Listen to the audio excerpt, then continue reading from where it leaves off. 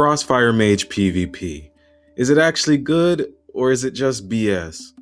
Because a lot of players aren't losing because of their build. They're losing because of how they're playing it. My name is Atum Spinks. Welcome to the channel. You have entered the battleground.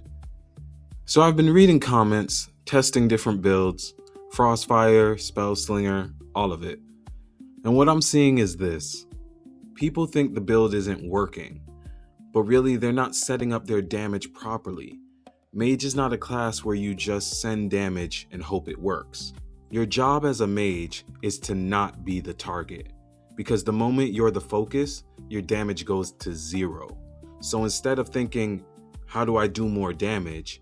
You need to think, how do I create space to do damage? Every kill as a mage comes from a setup. Positioning first, control second, damage third. You don't just Ray of Frost. You root, you slow, you create distance, then you cast. You don't just Glacial Spike. You force cooldowns or wait until they can't respond. If you're getting CC'd every time you burst, that's not the spell being bad. That's the setup being off. Blink, alter time. These aren't just defensive buttons. These are what give you your kill window. If you waste your mobility early, you never get to play the game. But if you use them properly, you create a moment where nobody can touch you, and that's when you delete someone. And this is something I'm seeing a lot of people getting wrong. Comet Storm, especially when you're playing around Ray of Frost. People are only using it offensively. They see damage, so they just throw it out trying to kill. But that's not where it's strongest. Comet Storm is actually one of your best defensive tools. If melee are training you, drop it on top of yourself. Now they have a choice. Stay on you and take damage, or move and lose pressure. Either way, you win space. Same thing for positioning. If someone's sitting in a strong spot, drop Comet Storm on them. You force movement, and once they move, that's your window. If you're only using Comet Storm to kill, you're missing half the spell. Now Frostfire, it's not bad, but it takes more setup than pure Frost. You're trading raw consistency for pressure, dots, and hybrid control.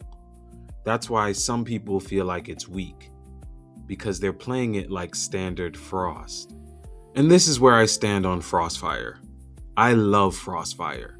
I understand it's not always the most optimal build, but I'm not a min-max player.